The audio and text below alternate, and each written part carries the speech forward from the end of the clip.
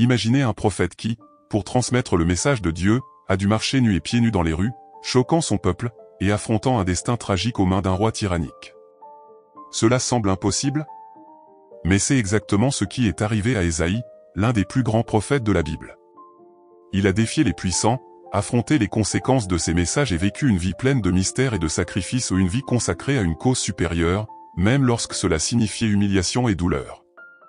Dans cette vidéo, vous allez découvrir l'incroyable histoire de l'homme qui a marché nu par ordre divin et qui, à la fin, a payé le prix le plus élevé pour sa loyauté. Et, croyez-moi, ce qu'il a fait et souffert a encore beaucoup à nous enseigner aujourd'hui. Auriez-vous le même courage? Préparez-vous à découvrir Ésaïe comme jamais auparavant. Si vous appréciez ce contenu, je vous invite à mettre un like et à vous abonner à la chaîne, car cela permet à YouTube de diffuser ce message à davantage de personnes, tout en montrant votre soutien à notre travail. Je tiens également à remercier tous les abonnés, sachez que vous faites partie de cette famille. Un grand merci pour votre soutien. Ésaïe, un prophète de Juda, a vécu à une époque où le contexte politique ressemblait à un échiquier complexe et plein de manœuvres risquées. C'était une période de changement intense, allant de la stabilité sous le règne d'Osia au chaos et à l'incertitude sous Achaz. Les rois qui se sont succédés, Osia, Jotham, Achaz et Ézéchia, ont chacun affronté des défis différents, mais le fil conducteur était toujours le même, la nécessité de maintenir le peuple en sécurité et fidèle, au milieu de menaces croissantes comme la Syrie. Ésaïe a été témoin de moments décisifs, et sa voix résonnait comme un avertissement constant pour que le peuple de Juda se souvienne de son alliance avec Dieu. Le royaume de Juda n'était pas grand, mais il était ambitieux, et cela a peut-être été sa plus grande faiblesse. Sous le règne d'Osia, il y avait prospérité et sécurité, mais lorsque le pouvoir est passé à Achaz, tout s'est effondré avec des stratégies douteuses et des alliances dangereuses. Ésaïe a averti les rois du danger de placer leur confiance dans des nations étrangères au lieu de se fier au Seigneur. Il était comme cet ami qui nous conseille de ne pas investir dans une proposition trop belle pour être vraie. Le problème, c'est que les rois préféraient souvent ignorer le conseil et emprunter des chemins tortueux. Tout comme aujourd'hui nous faisons face à des tensions politiques mondiales, à cette époque, la grande puissance assyrienne était toujours aux aguets. Imaginez vivre en sachant qu'un voisin puissant et agressif cherchait constamment une faille pour envahir votre maison. C'était ainsi que se sentait Juda, et c'est là qu'intervient la figure d'Ésaïe. Il a été appelé à être un messager d'espoir mais aussi de jugement, essayant de faire comprendre au peuple que le véritable pouvoir ne résidait pas dans les alliances humaines, mais dans une confiance inébranlable en le Dieu d'Israël. Un exemple actuel serait quelqu'un essayant de convaincre une nation de ne pas s'appuyer sur un bloc économique corrompu, mais plutôt sur ses propres ressources et valeurs morales. Sous le règne d'Achaz, Ésaïe a vu le peuple de Juda sombrer dans des pratiques désespérées, cherchant la protection de l'Assyrie comme dernier recours. Imaginez quelqu'un, par peur d'être volé, remettant ses économies aux voleurs pour demander protection. C'est exactement ce qu'Achaz a fait en s'alliant à la Syrie, sacrifiant la liberté et l'indépendance du peuple en échange d'une promesse de sécurité qui n'a jamais été réelle. Ésaïe avertissait, avec des mots durs et clairs, que cette dépendance ne mènerait qu'à plus de souffrance, comme il est écrit dans Ésaïe chapitre 7, verset 13. Malgré tous ces moments de conflit, il y avait une promesse constante au cœur du message d'Ésaïe. Il était ferme en rappelant que, même dans les temps les plus sombres, Dieu n'abandonnerait pas son peuple. Ésaïe voyait ce que les autres ne pouvaient pas, les alliances politiques n'étaient que de la fumée, une distraction de la véritable source de pouvoir. Tout comme un sage peut voir à travers les illusions de la vie moderne et comprendre ce qui est vraiment important, Ésaïe essayait d'ouvrir les yeux du peuple. Peut-être qu'il s'adressait aussi à chacun de nous aujourd'hui, qui cherchons la sécurité dans les biens matériels ou l'influence sociale, au lieu de rechercher une connexion authentique avec quelque chose de plus grand. Ézéchia, successeur d'Achaz, était différent. Il a choisi d'écouter Ésaïe et de remettre la confiance de Juda entre les mains du Seigneur. Ce fut un geste audacieux, presque contre-intuitif, comme investir dans un marché que tout le monde dit voué à l'échec. Mais il a fait confiance aux prophètes, et c'est cette fois qu'il les a sauvés d'une destruction totale par la Syrie. Ésaïe chapitre 36, verset 6, met en évidence la confiance qu'Ézéchia a placée dans le Seigneur, une chose que peu de rois auraient eu le courage de faire dans un contexte aussi hostile. L'influence d'Ésaïe allait donc au-delà des mots, c'était une inspiration vivante pour ceux qui avaient des oreilles pour entendre. Ces changements de dirigeants et leurs choix politiques nous enseignent que peu importe qui est au pouvoir, le cœur du peuple doit toujours être tourné vers ce qui est éternel. Le prophète Ésaïe savait cela et a tenté par tous les moyens de convaincre le peuple de s'éloigner de sa dépendance des alliances temporaires et de chercher une relation solide avec Dieu. Ésaïe a eu une rencontre qui a changé à jamais le cours de sa vie. C'était l'année de la mort du roi Osia, un moment critique pour le royaume de Juda, lorsqu'il a eu une vision extraordinaire dans le temple, comme décrit dans Ésaïe chapitre 6, verset 1.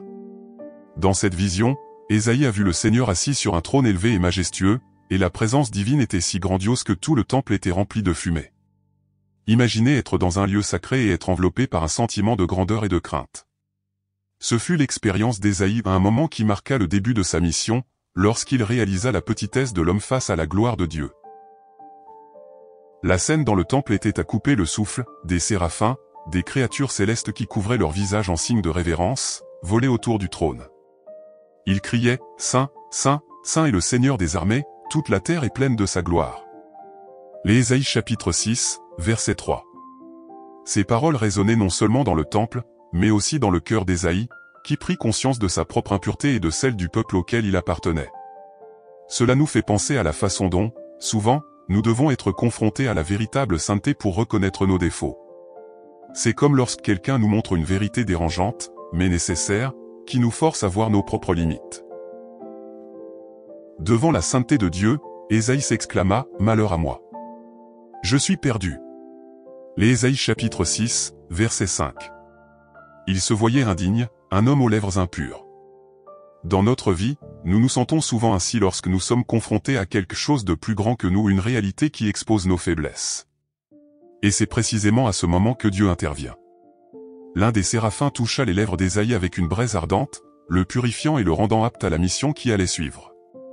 Cette purification symbolise le fait que chacun de nous doit passer par un processus de transformation avant d'être prêt pour nos plus grands défis. Après avoir été purifié, Ésaïe entendit la voix du Seigneur demandant « Qui enverrai-je ?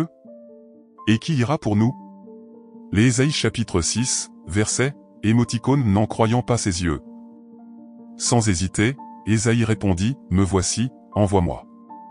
Cette réponse révèle la disposition d'Ésaïe à servir, même en sachant que la mission ne serait pas facile. Il y a des moments dans notre vie où nous sommes appelés à faire quelque chose de difficile, quelque chose qui exige du courage et du dévouement. La réaction d'Ésaïe nous inspire à nous mettre à disposition, même lorsque nous n'avons pas toutes les réponses. Nous pouvons ne pas savoir ce qui nous attend, mais la foi nous pousse à dire oui. L'appel d'Ésaïe n'était pas seulement une expérience individuelle, c'était le début d'un voyage pour transformer la nation. Sa mission était de défier le peuple de Juda à retourner sur le chemin de la justice et de la foi en Dieu. Comme un mentor qui défie son disciple à sortir de sa zone de confort et à grandir, Dieu a envoyé Ésaïe pour confronter la complaisance et l'idolâtrie de Juda. C'était une mission difficile, car le cœur du peuple était endurci, et les paroles du prophète tombaient souvent dans des oreilles sourdes. Malgré cela, il n'a pas abandonné. Il savait que chaque message était important et pouvait toucher au moins un cœur. Souvent, nous pouvons nous sentir comme Ésaïe, avec peur et doutant de notre propre capacité à remplir un appel plus grand. Cependant, il est important de se rappeler que Dieu ne choisit pas les qualifiés, il qualifie les choisis. Ésaïe a reçu une tâche spécifique et, malgré son insécurité initiale, il a été fortifié pour l'accomplir. Cela nous rappelle que, lorsque nous sommes appelés à affronter des situations difficiles, nous devons avoir confiance que nous serons préparés pour les affronter, même si, au début, cela semble impossible.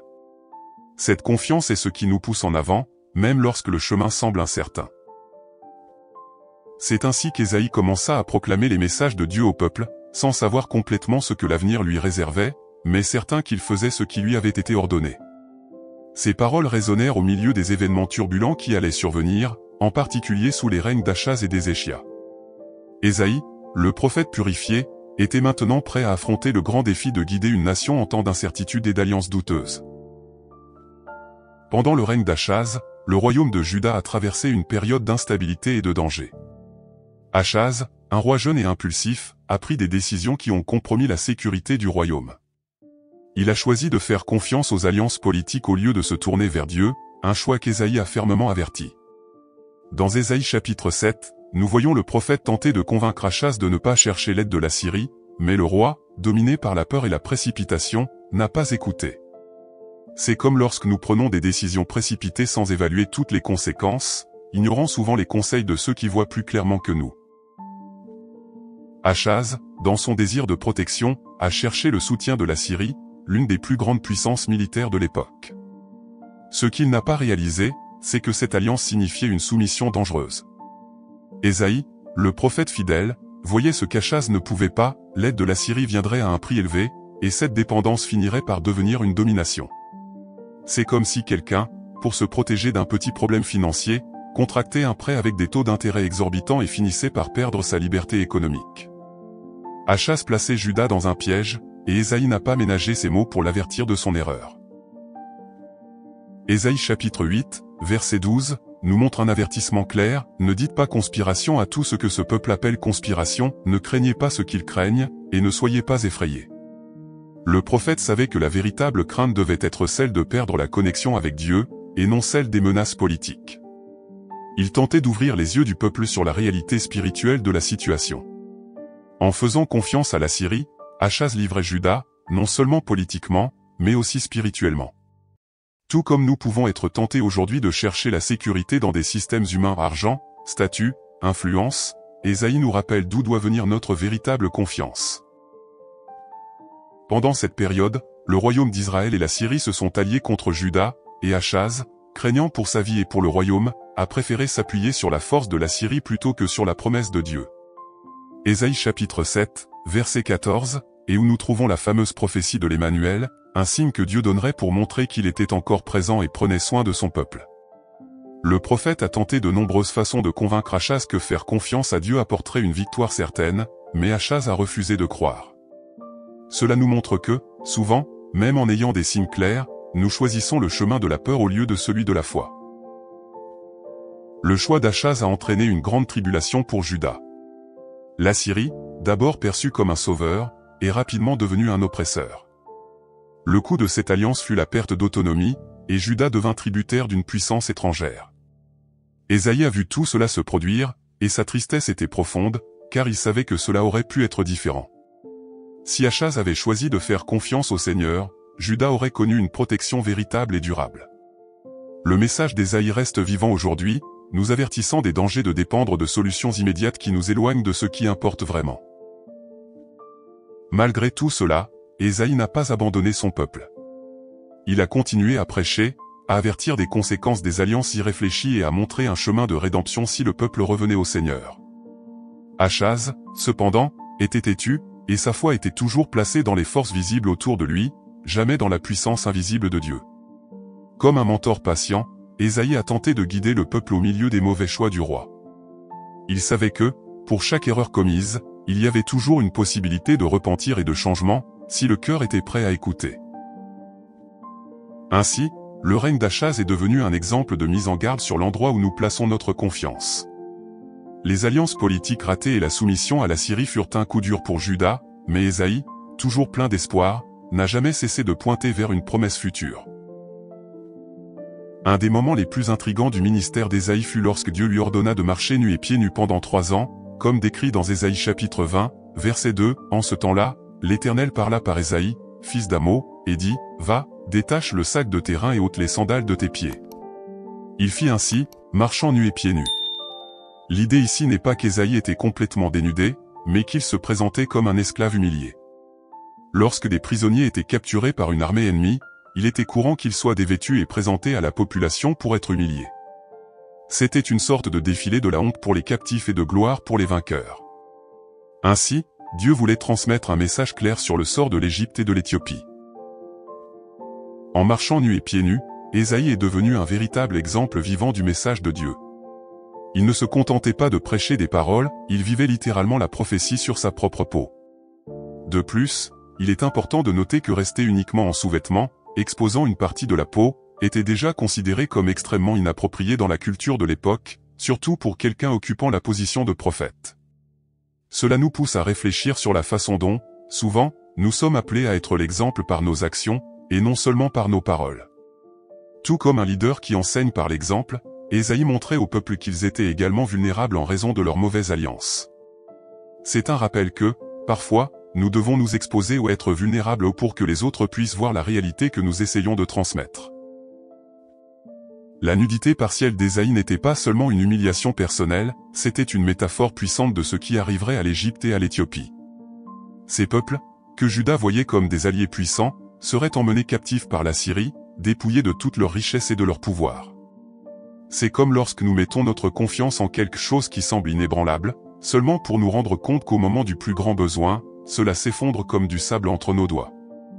Dieu montrait, à travers Ésaïe, que toute chose en laquelle nous mettons notre confiance en dehors de lui est destinée à échouer. Tout comme les captifs étaient dépouillés et humiliés, tel serait le destin de ces alliés que Juda valorisait tant. Souvent, les actions prophétiques sont difficiles à comprendre au premier abord, mais elles sont nécessaires pour provoquer une réaction. Imaginez l'impact de voir Ésaïe, un prophète respecté, marcher nu et pieds nus. Ce n'était pas seulement une scène choquante, c'était une manière pour Dieu de dire « Vous êtes nus, vulnérables, et vous ne vous en rendez pas compte ». Comme quelqu'un qui est averti d'un danger et choisit d'ignorer l'avertissement, Juda devait voir, de manière claire et concrète, que ses choix d'alliance politique le menaient à la ruine. Le message était simple, ils étaient laissés sans protection parce qu'ils s'étaient éloignés de Dieu. L'acte d'Ésaïe avait également un but préventif. Si le peuple de Juda comprenait le message à temps, ils pourraient éviter le même sort que leurs alliés. C'est quelque chose que nous pouvons appliquer à notre vie aujourd'hui, lorsque nous voyons un exemple de quelqu'un souffrant des conséquences d'un mauvais choix, nous pouvons apprendre et choisir un chemin différent. Dieu a utilisé l'humiliation publique d'Ésaïe pour tenter de réveiller Juda et leur faire comprendre que leur destin était lié à leurs propres décisions spirituelles et morales. Malheureusement, beaucoup ont fermé les yeux sur l'avertissement, préférant continuer à croire en la force des hommes. Pendant 3 ans, Ésaïe a marché de cette manière, étant un rappel constant et visible pour tous ceux qui le voyaient. Cela nous enseigne la persévérance nécessaire lorsque nous essayons de transmettre un message important à quelqu'un. Parfois, un seul mot ou une seule action ne suffit pas pour changer l'esprit et le cœur des gens, il faut de la constance, de la répétition et du courage. Ésaïe savait que son rôle était de rester fidèle à la mission, indépendamment de la réponse du peuple. Ainsi, il continua, jour après jour, vivant le message que Dieu lui avait donné, même si beaucoup autour de lui refusaient d'écouter. Le message d'Ésaïe sur la vulnérabilité de l'Égypte et de l'Éthiopie, ainsi que sur la dépendance erronée de Juda, pointait vers un avenir sombre si le peuple ne changeait pas de direction. L'action drastique de marcher nu et pieds nus était comme un avertissement en gras et souligné, faites attention à vos choix. Cependant, même avec autant de signes visibles, Juda a continué à chercher la sécurité là où il n'y en avait pas. Les conséquences de ses choix se rapprochaient de plus en plus, et Ésaïe savait que les défis continueraient, notamment sous les prochains règnes, où d'autres moments de crise viendraient encore. Ésaïe est largement connu pour ses prophéties concernant un futur roi, un Messie qui apporterait le salut et l'espérance au peuple de Dieu. Dans Ésaïe chapitre 7, verset 14, il proclame « C'est pourquoi le Seigneur lui-même vous donnera un signe, voici, la Vierge concevra, et elle enfantera un fils, et elle lui donnera le nom d'Emmanuel. » Ce message apportait de l'espoir en des temps de grande incertitude. Imaginez un peuple entouré de guerres et d'alliances traîtresses, entendant la promesse d'un sauveur qui apporterait la paix et la justice. Le nom d'Emmanuel signifie Dieu avec nous, un rappel puissant que Dieu n'abandonnerait pas son peuple, même dans les moments les plus difficiles. Cette prophétie pointait également vers une transformation complète de la relation entre Dieu et son peuple. Il ne s'agirait pas seulement d'un libérateur militaire, comme beaucoup l'espéraient, mais de quelqu'un qui viendrait restaurer l'âme et le cœur du peuple. Il est intéressant de noter comment Ésaïe chapitre 9, versets 6 et 7 décrit le Messie, « Car un enfant nous est né, un fils nous est donné, la domination reposera sur son épaule, et on l'appellera admirable conseiller, Dieu puissant, Père éternel, Prince de la paix. » Ces mots donnaient au peuple l'image d'un dirigeant non seulement juste, mais aussi aimant et compatissant, des caractéristiques souvent absentes chez les dirigeants terrestres. Ésaïe a présenté le Messie comme celui qui apporterait la lumière à ceux qui marchaient dans les ténèbres, comme décrit dans Ésaïe chapitre 9, verset 2, « Le peuple qui marchait dans les ténèbres a vu une grande lumière, sur ceux qui habitaient le pays de l'ombre de la mort, une lumière a resplendi. » Imaginez vivre dans un endroit sans électricité, où la nuit est vraiment sombre, et tout à coup voir une lumière brillante au loin. C'est ce qu'Ésaïe voulait transmettre au peuple de Juda, une espérance qui briserait l'obscurité de l'oppression et du désespoir. Cette prophétie a pris un sens encore plus profond des siècles plus tard, lorsque Jésus-Christ est né, accomplissant exactement ce qu'Ésaïe avait annoncé. Pour beaucoup, ce fut l'accomplissement de la promesse divine, un signe clair que Dieu était bel et bien parmi eux. La vision d'Ésaïe sur le Messie incluait également la promesse de la paix.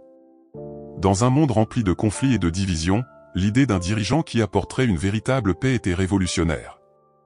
Ce n'était pas une paix basée sur des accords politiques ou des victoires militaires, mais une paix qui commençait à l'intérieur des personnes et se répandait dans la société.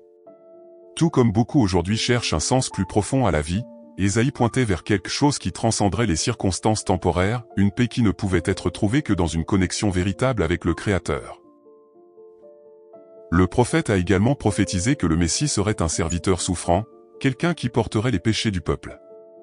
Dans Ésaïe chapitre 53, verset 5, il est écrit « Mais il était blessé pour nos transgressions, brisé pour nos iniquités, le châtiment qui nous donne la paix est tombé sur lui, et c'est par ses meurtrissures que nous sommes guéris. » Cette image d'un serviteur qui souffre pour les autres était très différente de ce que la plupart des gens attendaient. Au lieu d'un roi glorieux dominant ses ennemis, Ésaïe a décrit quelqu'un prêt à souffrir pour racheter le peuple, un message de sacrifice et d'amour qui continue de toucher les cœurs jusqu'à aujourd'hui. La prophétie d'Ésaïe annonçait également que le royaume du Messie serait éternel. Contrairement aux royaumes humains, qui sont temporaires et souvent corrompus, le gouvernement du Messie serait établi pour toujours, fondé sur la justice et la droiture, Ésaïe chapitre 9, verset 7. Cela nous rappelle que, malgré toutes les failles humaines et les limites des gouvernements terrestres, il existe une promesse d'un gouvernement parfait, où il n'y aura ni injustice ni oppression. Le message d'Ésaïe était clair, même en des temps de ténèbres et de royaumes corrompus, le peuple de Dieu pouvait espérer quelque chose de plus grand et de plus durable. Ainsi, la prophétie messianique d'Ésaïe non seulement donnait de l'espoir au peuple de Juda, mais pointait également vers une réalité future qui changerait le cours de l'histoire. La promesse d'un Messie qui apporterait la paix, la justice et la rédemption résonnait à travers les siècles, et Ésaïe, avec sa vision grandiose, préparait le chemin pour que le peuple puisse reconnaître et recevoir cette promesse. Alors que Juda faisait face à des crises et des menaces, il y avait toujours cette espérance latente que Dieu préparait quelque chose de merveilleux. Le règne d'Ézéchia fut l'un des moments les plus critiques pour le royaume de Juda. Sous la menace constante de l'empire assyrien, dirigé par Sennachérib, Ézéchia dut prendre des décisions difficiles pour protéger son peuple.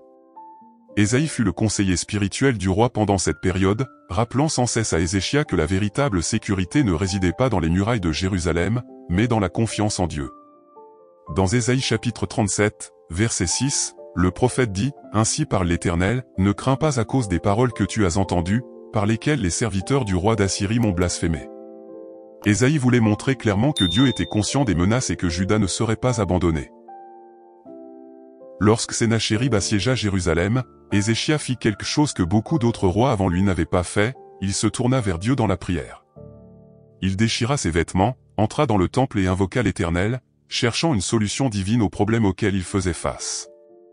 Imaginez un dirigeant mondial, en pleine crise, ne cherchant pas une aide militaire, mais se tournant vers Dieu avec humilité et foi. Ézéchia montra que, malgré les pressions extérieures et l'incertitude du moment, il pouvait avoir une confiance plus grande. Ésaïe, en tant que messager de Dieu, renforça cette foi et apporta une réponse d'espoir, garantissant que Dieu interviendrait en faveur de son peuple. Ésaïe chapitre 37, verset 36, décrit un miracle impressionnant. Alors l'ange de l'Éternel sortit et frappa dans le camp des Assyriens 185 000 hommes, et quand on se leva le matin, voici, c'étaient tous des corps morts. Dieu montra son pouvoir d'une manière que personne ne pouvait ignorer. L'armée assyrienne, qui semblait invincible, fut défaite sans que le peuple de Juda ait à lever une épée. Cet événement montrait non seulement la puissance de Dieu, mais aussi l'importance de lui faire confiance en période de crise. Tout comme Ézéchia, nous pouvons faire face à des défis qui semblent insurmontables, mais Dieu est capable de faire ce qui est impossible aux yeux des hommes. Le siège de Sennachérib à Jérusalem apporta également une leçon sur l'arrogance des hommes et la réponse de Dieu. Sennachérib envoya des messagers pour insulter le Dieu d'Israël, convaincu qu'aucune force ne pouvait résister à son armée. Il comparait le Dieu de Juda au Dieu des nations qu'il avait déjà conquises, croyant qu'il n'y aurait pas de différence. Cependant, Ézéchia et Ésaïe savaient qu'ils avaient affaire au vrai Dieu, et non à des idoles façonnées par les mains des hommes. C'est un rappel que, même lorsque les circonstances semblent défavorables, lorsque nous faisons confiance à Dieu, nous sommes du côté de celui qui a un pouvoir absolu sur toute chose. Pendant cette période de crise, la foi d'Ézéchia fut mise à l'épreuve, et Ésaïe fut un soutien fondamental. Il apporta des paroles de réconfort ainsi que des instructions spécifiques de la part de Dieu sur la façon d'agir. Dans Ésaïe chapitre 38, nous voyons un autre moment important, lorsqu'Ézéchia tomba gravement malade et fut informé qu'il allait mourir. Une fois de plus, il pria, et Dieu exauça sa prière, ajoutant 15 ans à sa vie.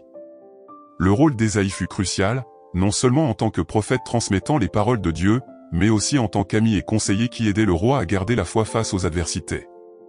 Tout comme dans la vie d'Ézéchia, nous avons tous besoin de personnes qui nous aident à nous rappeler ce qui est le plus important lorsque les temps sont difficiles. La crise sous le règne d'Ézéchia fut une occasion pour le peuple de Juda de voir, une fois de plus, la puissance et la fidélité de Dieu en action. Ésaïe, aux côtés d'Ézéchia, démontra que, même face à la plus grande puissance militaire du monde, Dieu était toujours au contrôle. Cet épisode renforça l'idée que l'alliance de Dieu avec Juda ne reposait pas sur la force des armes ou sur la compétence politique, mais sur la foi et l'obéissance au Seigneur. De même que de nos jours, lorsque nous faisons face à des défis qui semblent être au-delà de nos capacités, c'est la confiance en Dieu qui fait toute la différence. Avec la défaite de l'armée assyrienne et la guérison d'Ézéchia, le royaume de Juda connut un temps de paix et de soulagement, mais aussi de grandes responsabilités.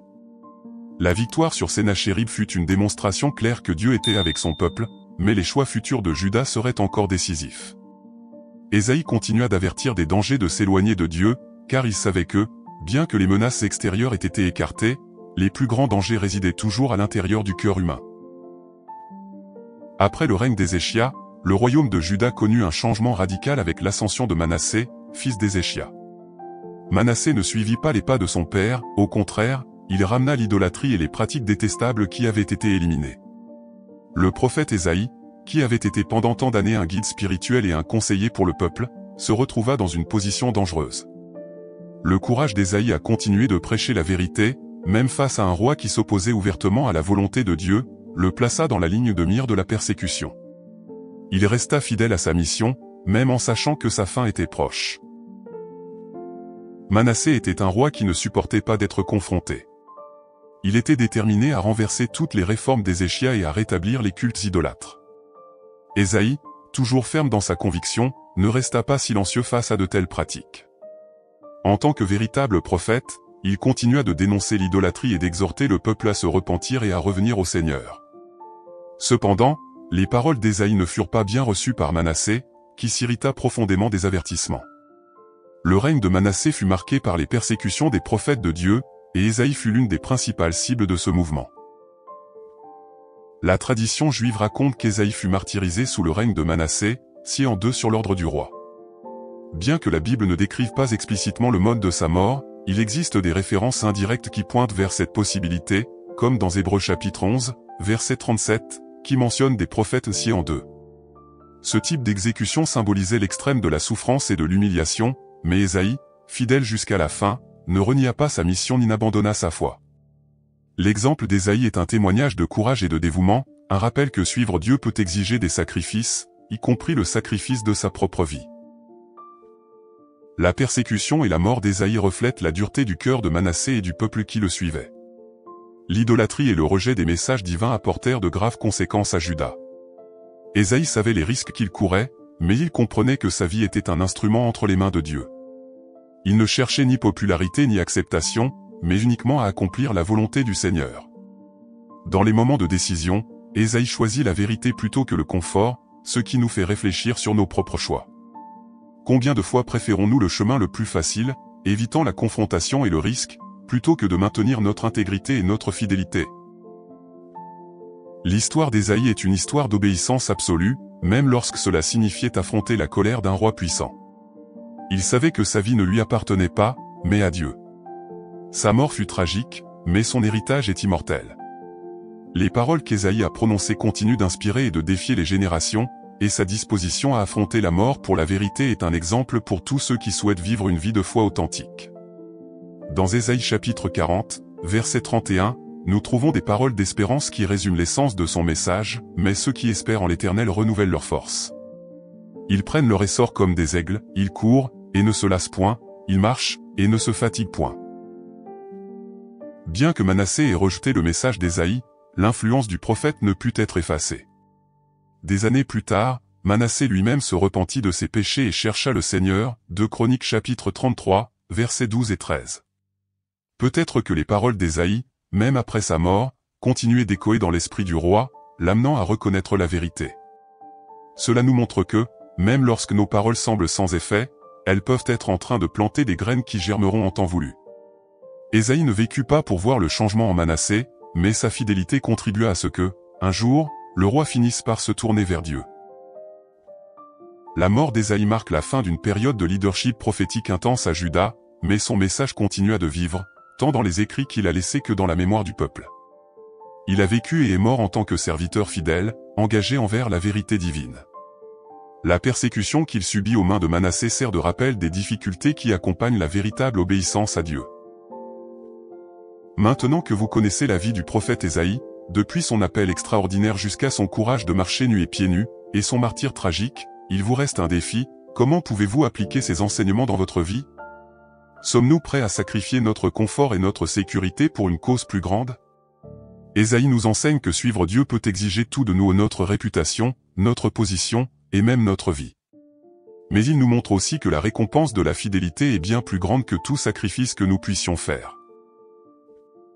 Que êtes-vous prêt à affronter pour vivre la vérité? Avez-vous le courage de confronter ce qui est mauvais, même lorsque tous ceux qui vous entourent choisissent le silence? Je vous invite à réfléchir à ces questions et à partager vos idées dans les commentaires. Avançons ensemble sur ce chemin. Si vous avez aimé cette vidéo, n'oubliez pas de l'aimer, de vous abonner à la chaîne et d'activer les notifications pour continuer à apprendre les leçons puissantes de la Bible. Que Dieu vous bénisse et à bientôt.